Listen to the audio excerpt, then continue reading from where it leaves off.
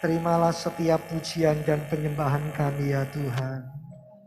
Layakkan dan kuduskan kami, biarlah kami diperbaharui.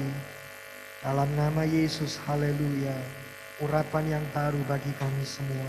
Terpujilah Tuhan. Amin. Puji Tuhan. Silakan Bapak Ibu duduk kembali. Salam sejahtera semuanya. Mari saya ajak Bapak Ibu kita membuka Alkitab. Nah, sebelum membuka Alkitab mungkin Bapak Ibu melihat dulu ini di depan ada apa ya? Saya nggak tahu ini isinya apa. Apakah ada handphone? Saya nggak tahu. Apakah juga ada ulek-ulek? Saya juga nggak tahu. Apakah ada layar atau sotel? Saya juga nggak tahu ya. Tapi sudah, ini anggap aja sebuah dekorasi dulu ya. Nanti pulangnya baru. Saya percaya semua pasti dapat. Masih banyak itu? Nah itu sudah disiapkan oleh Tuhan Yesus lewat hambanya Bapak Haryono. Puji Tuhan ya, banyak. Ya, saja kita membuka Injil Matius Bapak Ibu. Mari kita buka Injil Matius pasal 25. Injil Matius pasal 25. Saya masih melanjutkan khotbah bulan yang lalu, khotbah saya ya. Dan ini nanti ada kaitannya dengan khotbah Bapak Haryono minggu yang lalu. Matius 25, perumpamaan tentang talenta, ayat 14. Sebab hal kerajaan sorga sama seperti seorang yang mau bepergian ke luar negeri, yang memanggil hamba-hambanya dan mempercayakan hartanya kepada mereka. Lanjutkan ayat 15.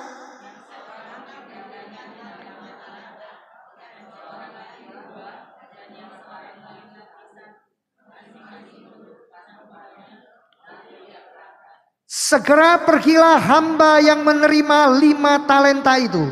Ia menjalankan uang itu, lalu beroleh laba 5 talenta.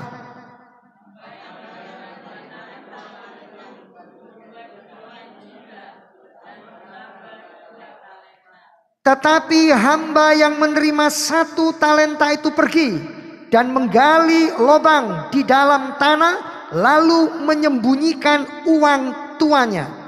Sampai di sini dulu, cukup. Nah, jemaat yang dikasih Tuhan, kalau bicara tentang sorga, itu bicara lokasi. Bicara tentang sorga, itu bicara tempat, teritorial. Tetapi berbicara tentang kerajaan sorga, itu berbicara tentang dimensi pemerintahan.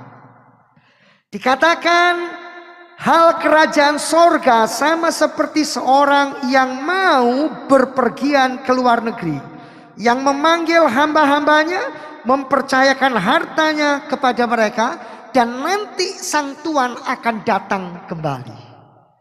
Saya coba membaca dalam buku penafsiran, ternyata semua rata-rata lebih cenderung mendefinisikan bahwa perumpamaan tentang talenta itu menceritakan Yesus yang akan datang kedua kali ke bumi. Tapi saya melihat ada banyak prinsip yang sebenarnya lebih berguna bagi kita untuk kita terapkan hari-hari ini dengan membaca dan mempelajari ayat ini. Nah, karena kerajaan sorga itu berbicara tentang pemerintahan Allah, tentunya di dalam pemerintahan itu ada prinsip-prinsip, ada asas-asas yang berlaku. Ketika kita menghidupi prinsip-prinsip, asas-asas, dasar-dasar yang Allah ingin dalam hidup kita, percayalah, di sepanjang hidup kita, kita akan menjadi orang yang beruntung. Kita akan menjadi orang yang mencapai kepada tujuan ilahi Allah dalam hidup kita. Tapi barang siapa menyimpang dari prinsip, dari dasar yang Allah sampaikan, maka saudara dan saya akan celaka. Kita lihat prinsip yang pertama di dalam perumpamaan ini. yang saya mau bagikan, yaitu di dalam ayat 15. Yang seorang diberikannya 5 talenta, yang seorang lagi 2, dan yang seorang lain lagi 1. Masing-masing menurut kesanggupannya, lalu ia berangkat.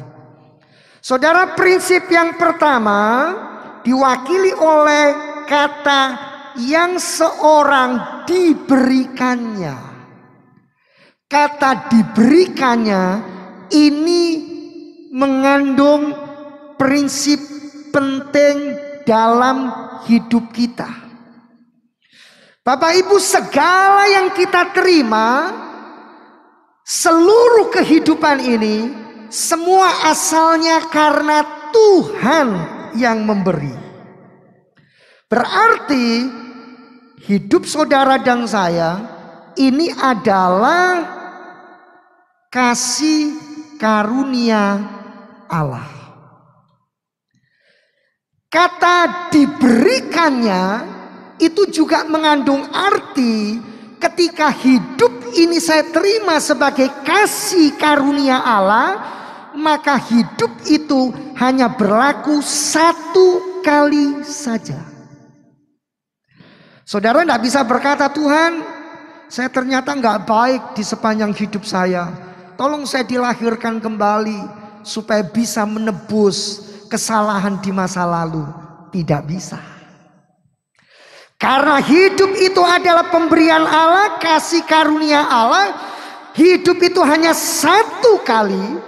Maka kata diberikannya itu berarti saudara harus bertanggung jawab dengan apa yang Tuhan sudah berikan dan percayakan.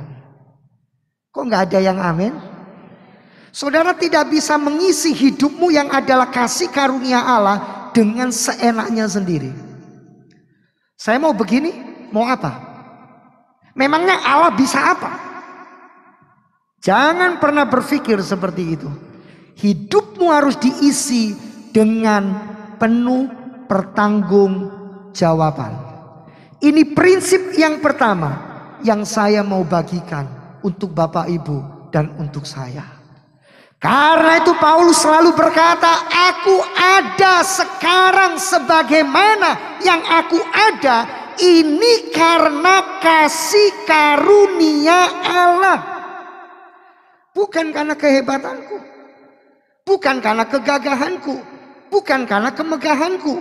Bukan karena aku mampu atau aku bisa.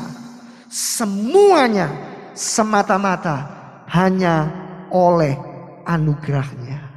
Dan di sepanjang pujian, Bapak Ibu dan saya, seluruh jemaat diingatkan, siapapun kita, hidup yang kita dapat, yang harus kita pertanggungjawabkan, karena hanya 1 kali di atas muka bumi, sesudah ini kita mengalami kehidupan yang kekal. Itu semua adalah kasih karunia Allah. Karena kasih karunia Allah, saudara tidak bisa memilih. Minggu yang lalu Bapak Haryono sudah sampaikan, terserah penjunan itu, terserah si tukang periuk itu dalam membentuk, dalam membuat, di dalam memodifikasi periuk-periuk yang ada. Karena itu yang seorang diberi 5 talenta, yang seorang diberi 2 talenta, tapi yang seorang lagi diberi hanya 1 talenta saja. Saudara, setidaknya mau 5, mau 2 atau 1, setiap orang akhirnya tetap diberi. Gak ada yang amin. Saudara, secara umum, secara bahasa sehari-hari, talenta selalu berbicara karunia, betul? Talenta selalu berbicara tentang satu kemampuan. Ada yang mendefinisikan juga bakat dan sebagainya. Tapi setidaknya hal-hal yang kita bisa lakukan, yang kita bisa kerjakan. Tapi talenta di sini sebenarnya berhubungan dengan duit. Ya, saya akan masuk prinsip yang kedua. Bapak Ibu, mari Kita lanjutkan. Saya tadi sampai di mana? Duit, bukan sampai ngik ya, sampai duit. Nah, saudara, mari kita lihat di dalam kamus Alkitab tentang talenta. Ya, yang bawa Alkitab silakan dibuka bagian terakhir, kamus. Ini khotbah juga buka kamus. Kamus Alkitab. Yang tidak bawa Alkitab didengarkan saja. Sebab kalau di handphone nggak ada ya. Di handphone nggak ada pasti. Nah, ini. Kecuali saudara memang download kamus Alkitab. Nah, saya pengen tunjukkan. Jadi Matius 25 tutup dulu sebentar ya. Kontraknya belum habis. Ya, amin. Kita lihat kamus, kita buka kata talenta. Talenta. Nah, saya sudah ketemu. Saya baca. Talenta itu adalah ukuran timbangan sebesar 3.000 shikal. 3.000 shikal itu kurang lebih 34 kilogram. Itu kalau dalam PL, Bapak Ibu. Yang kita baca tadi kan PB ya, perjanjian baru. Ya. Dalam PB talenta dipakai untuk ukuran jumlah uang yang sangat besar. Seberapa besar? 1 talenta sama dengan 6.000 dinar. 1 talenta sama dengan 6.000 dinar. 1 dinar itu gaji atau upah orang bekerja 1 hari. Ya, berarti 6.000 dinar itu orang harus kerja 6.000 hari. Betul? Nah, kalau 6.000 hari itu berarti berapa tahun? Berapa? 16,7 tahun. 16,7 tahun Bapak Ibu. Itu baru 1 talenta. Tapi Tuhan percayakan 5 talenta. Berarti harus kerja berapa tahun itu? Ya. Nah, saya tanya di sini, siapa yang mau miskin angkat tangan? Siapa yang mau miskin angkat tangan? Siapa yang mau kaya angkat tangan? Enggak ada orang yang mau miskin. Mestinya Bapak Ibu jawab, enggak Pak, kaya juga enggak, miskin juga enggak. Lalu apa? Secukupnya. Nah, coba lihat. Balik lagi. Saudara, ukuran kaya itu enggak ada batasnya. Ada orang kaya, ada orang yang lebih kaya, ada orang lebih kaya, ada yang lebih kaya lagi, ya. Nah, ya, balik lagi. Matius pasal yang ke-25. Nah, Matius pasal 25. Saya masuk prinsip yang kedua, ya. Ayat yang ke-15. Saya baca ayat ini, saya sempat tertawa. Kenapa? Karena saya pernah salah, saya pernah keliru. Saya pernah punya permintaan kepada Tuhan. Saya ngomong sama istri saya, bukan lama, baru 2 bulan yang lalu mungkin. Ya, sebelumnya juga sering. Tapi setelah saya baca ayat ini dan Roh Kudus memberikan pengertian, saya tertawa. Kenapa? Saya malu sama Tuhan. Ya, bayangkan saya ini belajar terus Bapak Ibu, setiap hari belajar terus ya. Lihat ini ayat 15. Yang seorang diberikannya 5 talenta, yang seorang lagi 2, dan yang seorang lain lagi 1. Ini prinsip kedua, masing-masing menurut kesanggupannya. Jadi Tuhan itu tahu. Loh Pak, berarti nggak boleh berdoa minta. Saya ngomong sama istri saya lagi berdoa minta sama Tuhan nilai tertentu, jumlah sekian, angka sekian. Oh ya bagus, puji Tuhan. Ya saya berdoa, saya imani, saya perkatakan. Setelah saya baca ini, kayak keropok tersiram air Bapak Ibu. Saya malu sama Tuhan. Kenapa? Kita boleh saja minta, tapi saya langsung ubah. Tuhan, saya minta sesuai dengan kesanggupan yang Tuhan tahu itu memang porsi saya. Amin. Loh, setiap kita ini ada porsinya Bapak Ibu. Dikatakan di sini masing-masing itu akan diberi menurut kesanggupannya. Tuhan itu lebih tahu. Jadi tidak disebutkan Tuhan akan memberikan menurut permintaan masing-masing. Saudara boleh cari Alkitab terjemahan apapun, gak ada yang bunyinya seperti itu.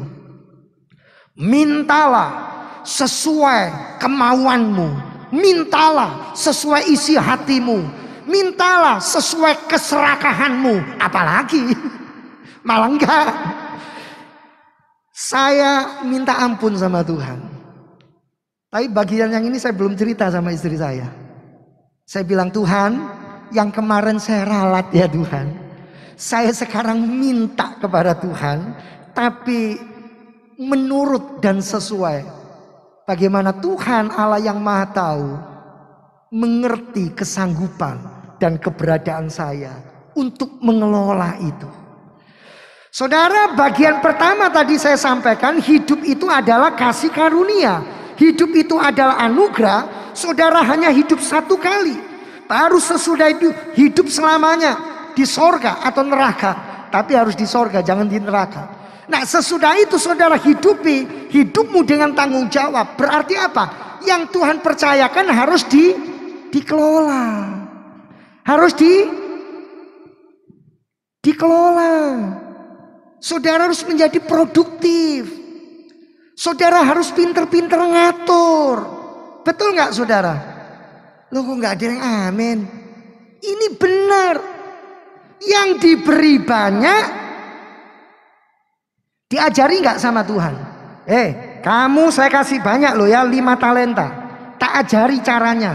Nanti lakukan A, B, C, D, E, F, G, H, I, J, K, L, M dan seterusnya. Ada? Bunyi ayatnya? Nggak ada. Yang diberi 2, Yesus bilang apa? Tolong ya, yang tak kasih 2 nanti caranya begini. Kamu belanja ini, kamu beli ini, kamu jadikan ini modal. Nggak ada. Yang diberi 1 pun juga nggak dikasih tahu. Tapi ketiga-tiganya pakai hikmat, kemampuan yang dia miliki untuk dia kelola, untuk dia kerjakan bagiannya. Jadi prinsip yang kedua yang saya mau sampaikan adalah terimalah apa yang Tuhan percayakan dalam hidup Bapak Ibu. Jadi Bapak Ibu jangan pernah, kenapa saya tidak dilahirkan di tengah keluarganya Bapak si A? Kenapa saya tidak pernah dilahirkan di tengah keluarga Bapak si B? Kenapa saya lahir di tengah keluarga yang modelnya papa mama kayak begini? Aduh, kakak adik kayak begini. Sudah, stop, nggak usah ngomong kayak begitu. Semua ada kasih karunia-Nya. Amin. Betul ya Bapak Ibu ya? Awas nanti kalau saya dengar ada yang bilang, saya tuh nyesel Pak, kenapa lahir di tengah keluarga yang modelnya kayak begini. Coba saya lahir, mama saya itu bintang film, papa saya bintang sinetron. Iya, Anda akan jadi bintang apa? Bintang kecil.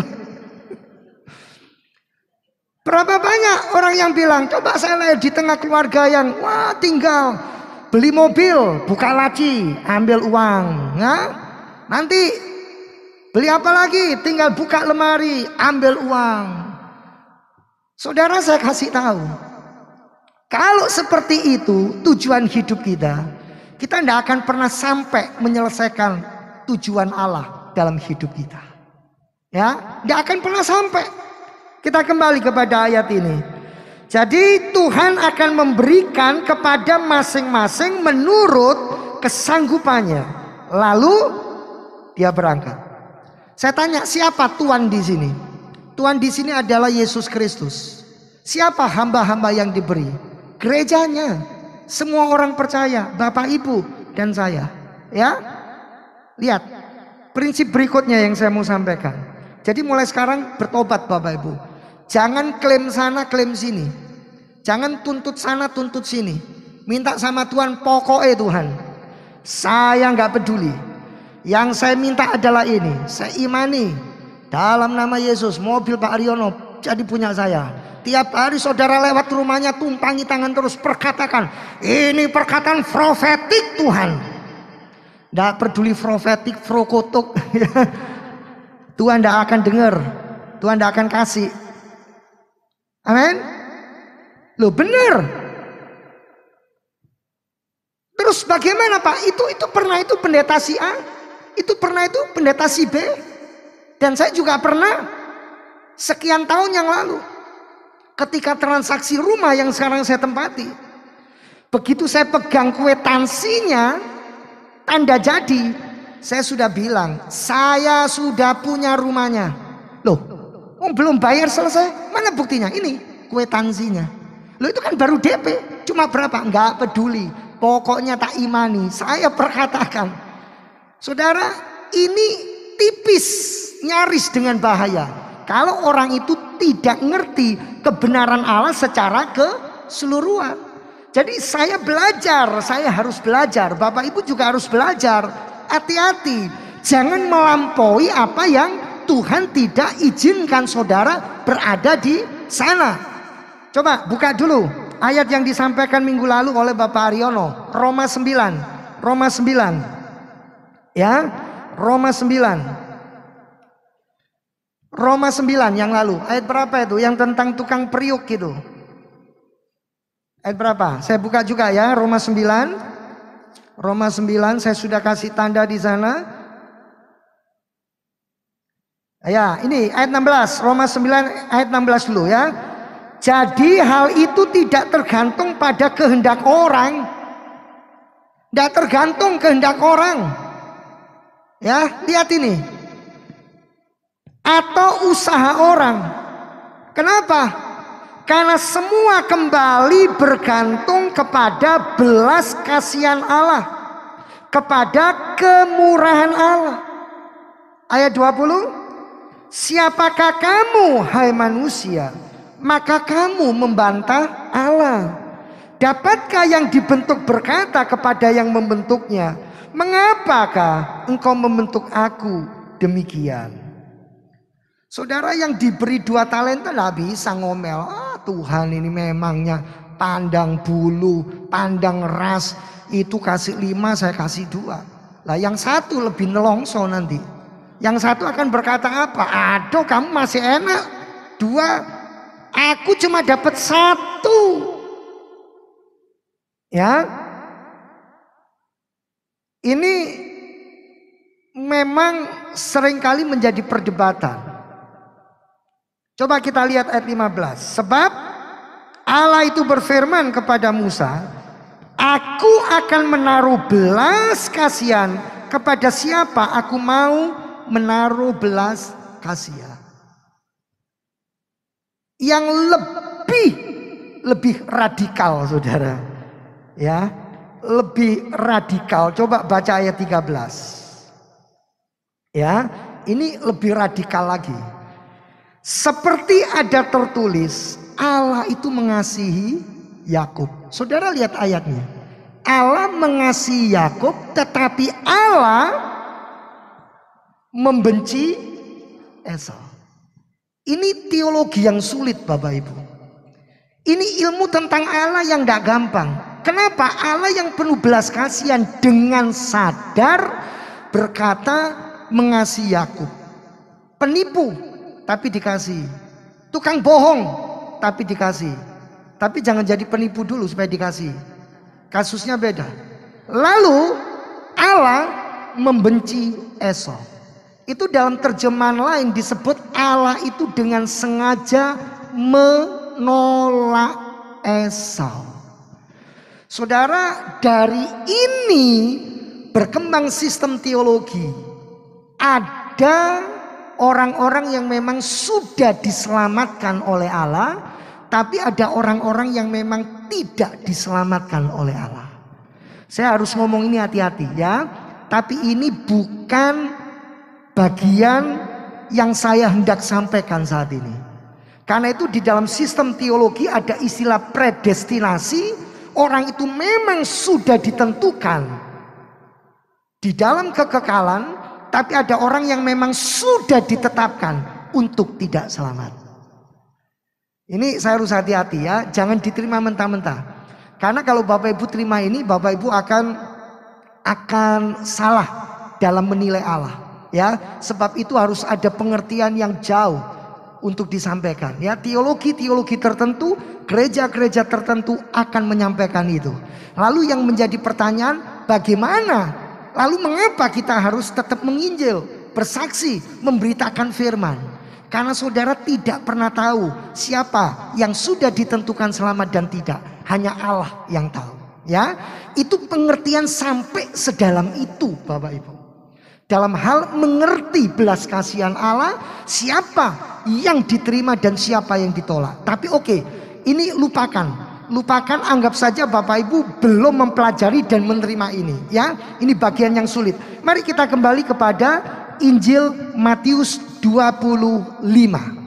Ya, mari kita balik Injil Matius 25. Jadi pada prinsip yang kedua, saya ingin menyampaikan, percayalah bahwa Allah yang Maha Baik sudah merancangkan yang terbaik dan memberikannya sesuai dengan porsi keberadaan kita masing-masing.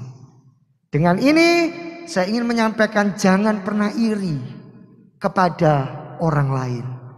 Dan jangan pernah membandingkan dirimu dengan orang lain. Kalau saudara terus membandingkan, saudara tidak akan berkreativitas. Kalau saudara terus membandingkan dirimu, saudara tidak akan pernah berdaya guna. Saudara tidak akan bisa mengelola apa yang Tuhan percayakan.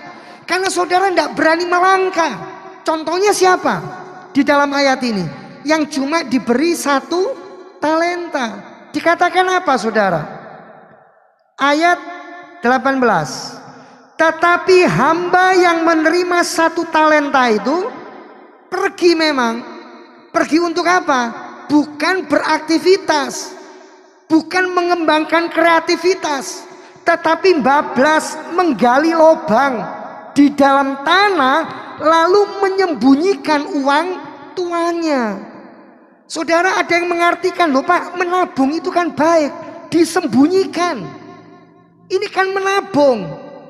Menabung itu baik. Yang tidak baik kalau saudara menimbun. Menimbun dan tidak pernah mempergunakan secara tepat. Ini tidak boleh. Harusnya jangan disimpan di dalam galian, tapi kelola, tapi pakai. Amin. Saya akan masuk prinsip ketiga, ya. Jadi pada prinsip yang kedua, Bapak Ibu, belajarlah untuk tidak membandingkan dirimu dengan orang lain, tapi lakukan porsi dan bagian saudara. Bekerja keraslah.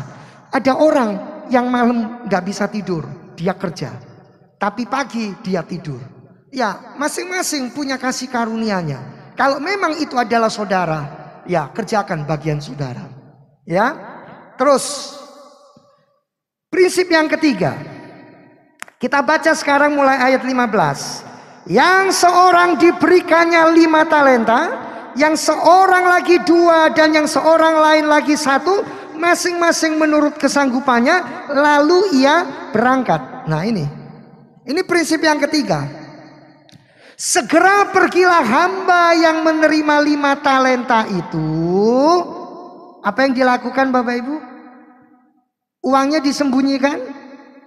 Uangnya disimpan? Enggak. Apa yang dilakukan? Ia menjalankan uang itu, lalu beroleh laba 5 talenta. Hamba yang menerima 2 talenta itu pun berbuat demikian. Dia menjalankan uang itu dan berlaba, beruntung 2 talenta. Kenapa saudara bisa seperti ini?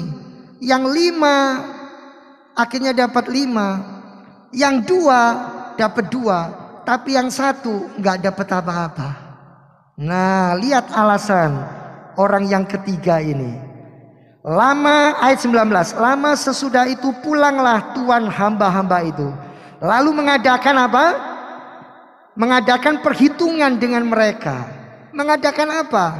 ilmu akuntansi diberlakukan di sini ya.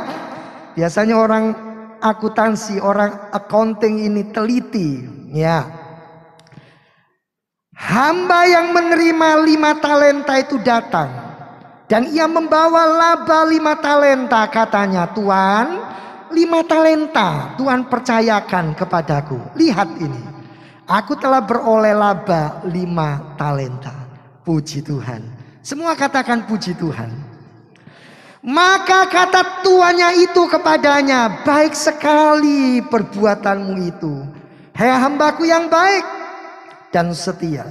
Engkau telah setia dalam perkara kecil, aku akan memberikan kepadamu tanggung jawab dalam perkara yang besar. Masuklah dan turutlah dalam kebahagiaan Tuanmu.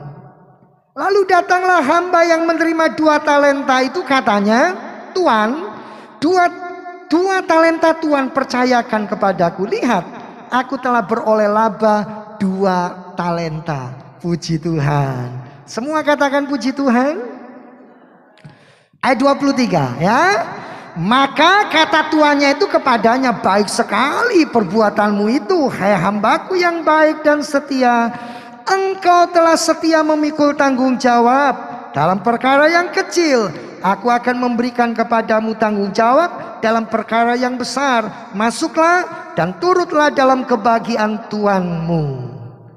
Tapi lihat hamba yang ketiga ya. Ini kalau film itu eng ing eng gitu ya. Ini yang ketiga. Apa yang terjadi yang ketiga? Mengejutkan sekali ya. Kini datanglah juga hamba yang menerima 1 talenta itu. Lalu dia berkata apa? Kayaknya rohani, saudara. Tuan, aku ini kan tahu bahwa Tuhan ini adalah manusia yang kejam. Yang kejam, menuai di tempat dimanapun Tuhan itu tidak menabur, lalu ngambil mungut dari tempat yang Tuhan tidak pernah menanam. Ini lihat saudara, ini teologi apa nih kayak begini ya. Karena itu aku ini takut Tuhan. Saudara, saya kasih tahu ya, iman itu lawannya apa? Takut. Selama saudara takut, saudara tidak akan melangkah dalam iman. Ya. Karena itu aku takut Tuhan. Aku pergi menyembunyikan talenta Tuhan itu di dalam tanah ini. Nyoh, terimalah Tuhan, kepunyaan Tuhan. Lalu jawabnya apa tuannya? Ini nanti prinsip berikutnya, ya. Tapi saya lihat dulu. Itu nanti prinsip berikutnya. Nah, Bapak Ibu, mengapa 5 talenta bisa berbunga 5 talenta? Kenapa 2 talenta bisa menjadi 2 talenta? Tapi yang 1 tetap 1. Kenapa? Why? Karena yang 5 talenta dikelola. Yang 5 talenta ini dikerjakan maksimal. Yang 2 juga sama, tapi yang 1 disembunyikan. Di sini saya belajar orang-orang ini harus memberdayakan uang. Jadi uang yang harus bekerja buat kita, bukan kita bekerja untuk uang. Bapak Ibu harus nangkep ini. Izinkan uang bekerja buat kita. Jadi kalau uang itu bekerja buat kita, maksud saya kita adalah bosnya. Tapi kalau saudara kerja cari uang, saudara kerja kejar uang, saudara kerja memburu uang, maka uang menjadi bosnya. Saya kasih tahu, uang itu bos yang jahat. Uang itu bos yang kejam.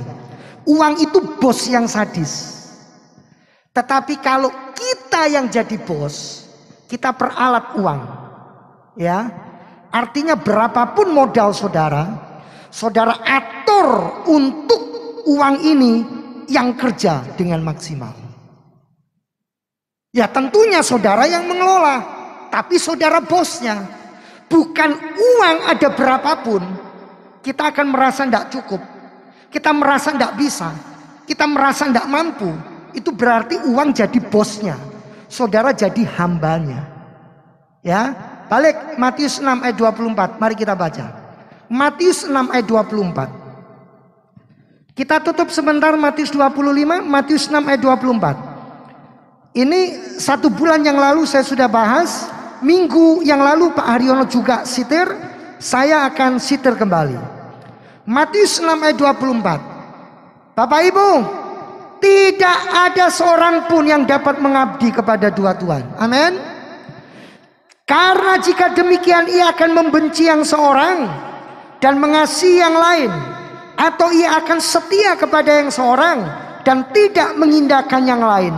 Kamu, saudara dan saya, tidak dapat mengabdi, tidak bisa menyembah kepada Allah dan kepada Mammon.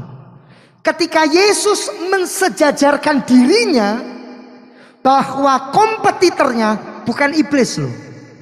Kompetitornya bukan setan, tetapi siapa? Mammon, harta, uang, kekayaan dunia.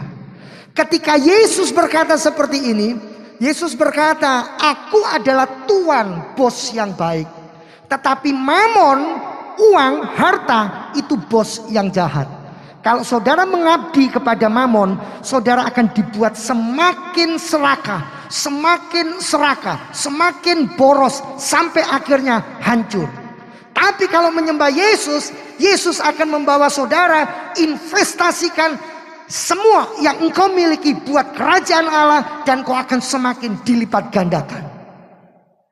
Seringkali orang berkata, Pak, dengan uang sekian saya tidak cukup kok.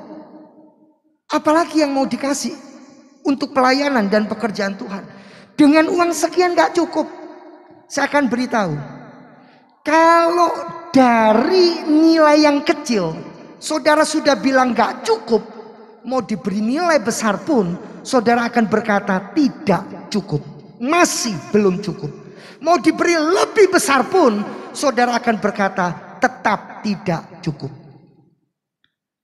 Saudara bayangkan ya, orang yang bekerja di rumah tangga, satu hari dia terima 50.000, ada yang 75.000, ada yang 100.000. Saya tanya, suami bekerja? Dia bilang suami bekerja kalau ada panggilan. Tidak ada, tidak ada. Dia harus menghidupi anak dan keluarga. Bagaimana dengan kondisi seperti itu? Apakah masih bisa menyisihkan uang supaya uang itu bisa bekerja untuk sang ibu ini? Dia bilang bisa. Saya sisihkan sekian puluh ribu, saya ikutkan sebuah entah arisan atau apa, tapi dari situ ketika saya dapat, saya bisa ambil itu untuk modal. Saudara, ini contoh sederhana dan kecil. Mungkin buat Bapak Ibu punya gambaran yang jauh lebih besar, lebih pinter, lebih punya hal-hal yang kompleks. Silakan, Bapak Ibu minta hikmat dari Tuhan. Bapak Ibu mesti ingat bagaimana ketika Tuhan menghampiri Salomo, Tuhan menawarkan apa yang Salomo mau. Salomo tidak pernah minta uang. Tapi saya yakin kalau hari ini Tuhan datang di depan saudara, banyak dari kita ditanya mau minta apa, pasti minta uang. Betul nggak Bapak Ibu? Pasti minta uang. Mungkin saya juga begitu. Saya akan minta uang. Nggak usah malu. Lihat kanan kiri, bener nggak? Minta uang. Lihat kanan kiri, bener nggak? Minta uang. Bener nggak minta uang? Saudara pernah ketemu mahasiswa lulus? Mana? Tadi ada share dia kayaknya. Oh, sekolah minggu. Misalnya lulus, ini mahasiswa ini baru lulus. Ditanya sama dosennya, setelah lulus kamu mau kemana? Jawabannya apa? Cari uang, Pak. Ada yang lulus kuliah ditanya, setelah lulus mau kemana? Ya, setelah lulus saya mau mencari Tuhan. Ada? Ya setelah lulus Pak menikah Pak. Setelah lulus kemana? Cari uang. Untuk apa? Untuk hidup.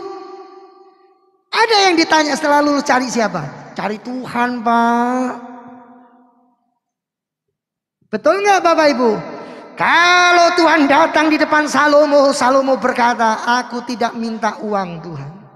Aku tidak minta harta kekayaan, tapi aku minta hikmat. Hikmat yang menuntun hamba ini. Sehingga 5 talenta yang dimiliki, jumlah yang besar itu, bisa bekerja. Dia kembangkan kreativitasnya. Dia kembangkan hikmatnya. Saya sudah sampaikan kan, Tuhan tidak menciptakan meja kursi. Yang Tuhan ciptakan apa? Pohonnya. Tapi kalau dari pohon saudara bisa buat kursi berfungsi menjadi tangga, wah hebat. Ya. Mana ada orang jual kursi, kursinya bisa berfungsi jadi tangga juga. Tapi saya ketemu ada satu anak Tuhan punya kreativitas seperti itu. Meja bisa dilipat. Meja panjang. Sehingga nggak makan tempat. Ya, itu kreativitas. Saya ditunjukkan ada satu pintu menuju ke kamar mandi. Tapi ternyata saya tanya, pintumu ini kok gelodakan, ada apanya? Coba sini, lihat pintu saya. Ini pintu yang luar biasa. Pintu arah ke dapur Bapak Ibu, karena rumahnya kecil. Pintu arah ke dapur itu yang nempel di depan pintu ada wajan, ada panci, ada sotel, ada serok itu untuk goreng. Pantes pintunya dibuka ditutup, bunyinya kerompiangan. Tapi nggak makan tempat, nggak perlu rak piring, ya piring ditumpuk, yang lain-lain dibuat di situ. Tuhan tidak pernah menciptakan apa? Ikat pinggang. Tapi manusia yang membuat ikat pinggang. Amin Bapak Ibu. Tuhan tidak pernah menciptakan kertas. Tapi manusia yang membuat kertas. Prinsip berikutnya Bapak Ibu. Jadi ingat ya. Berdayakan uang. Supaya uang yang kerja keras, saudara jadi bosnya. Ya.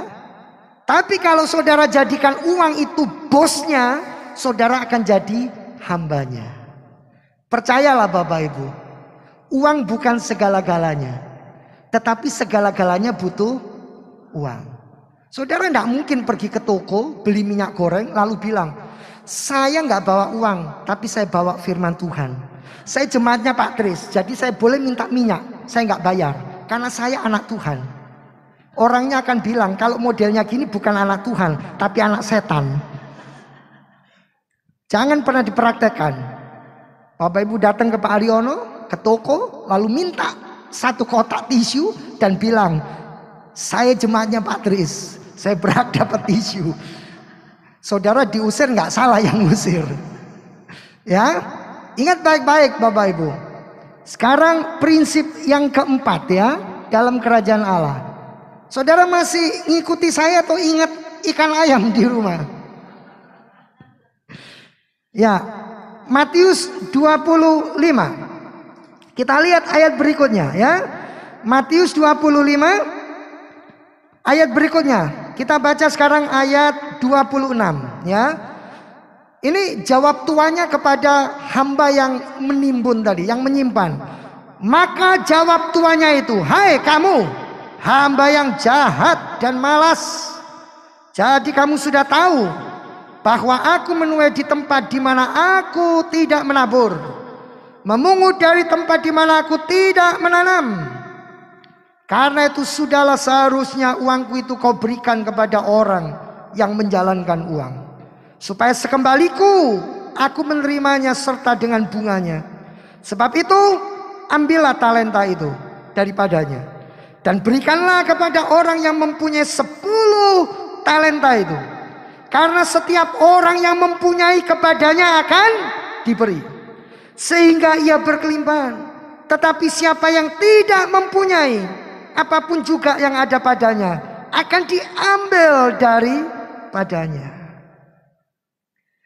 Ini saudara, ini prinsip yang keempat yang saya mau sampaikan. Terhadap orang yang tidak bisa mengatur keuangan, itu dalam terjemahan lain, kepada orang yang tidak menggunakan otaknya, mohon maaf ya, agak kasar.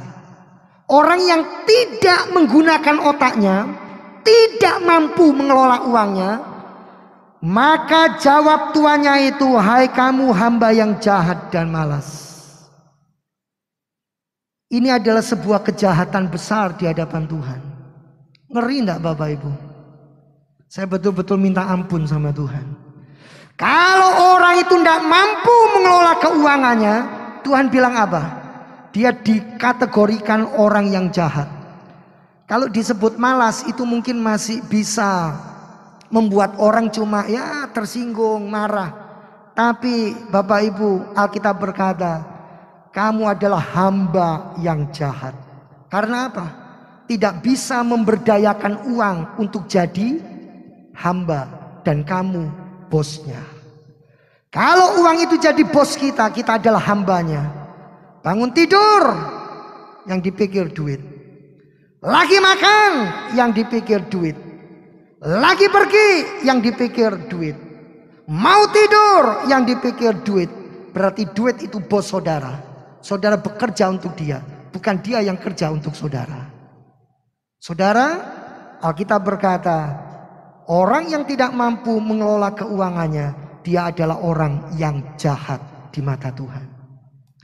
Saya berdoa tidak ada di antara Bapak Ibu yang tidak bisa mengatur keuangan. Seberapa berkat rezeki yang kita terima, itu akan kita olah dan membawa kita hidup dalam penyertaan Allah, dalam hikmat Allah. Kita tetap berkemenangan, kita tetap menjadi berkat, kita tetap sukses, kita beruntung, kita berhasil. Dan kita akan menjadi hamba yang Yesus katakan seperti yang diberi 5 talenta, seperti yang diberi 2 talenta. Yesus berkata apa? Engkau adalah hambaku yang setia, engkau adalah hambaku yang baik.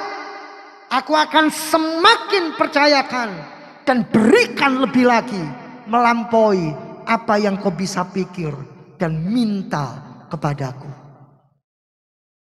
Pada akhir ibadah kami mengucap syukur kepada Tuhan. Di sepanjang ibadah dari awal sampai akhir, hadirat Tuhan nyata, memenuhi, melepaskan dan memberkati kami. Kami menyatukan hati menyerahkan putra dari Ibu Hana Marufah yang mengalami sakit pagi tadi. Kami berteriak kepada Tuhan dan berseru di dalam nama Tuhan Yesus. Ada pertolongan dan kehendak Tuhan yang sempurna atas putra dari Ibu Hana dinyatakan. Dalam nama Tuhan Yesus Kristus, Tuhan memberikan hikmat untuk dokter dan para medis yang menangani. Dalam nama Tuhan Yesus Kristus, ada jalan keluar yang terbaik, ada pembelaan Tuhan, ada pertolongan Tuhan. Dan kami menyatakan anak dari Ibu Hana sembuh dalam nama Tuhan Yesus Kristus. Sebelum kami pulang meninggalkan gereja ini, kami menyerahkan persembahan kami. Tuhan boleh dipermuliakan, Tuhan boleh dipuji, Tuhan boleh ditinggikan dan diagungkan. Terimalah setiap rupiah dan biarlah Tuhan seperti yang kau janjikan, bahwa Tuhan sudah memberkati kami dan terus memberkati, agar kami di dalam kerajaan Allah boleh menjadi berkat, boleh menyatakan kasih dan kemuliaan Tuhan.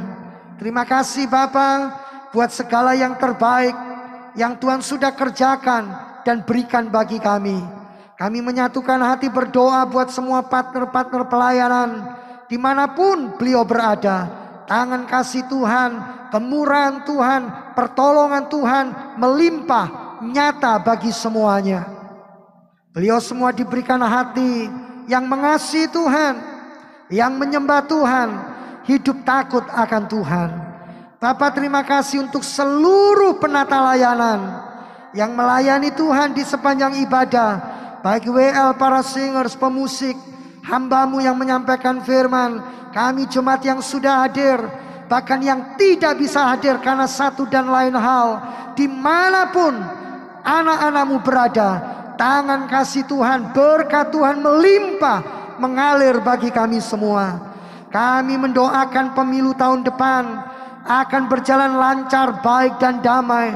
Indonesia negeri kami dipenuhi karya dan keselamatan Tuhan, dijauhkan dari segala yang jahat, dari semua percideraan, dari pertikaian, dari pertumpahan darah.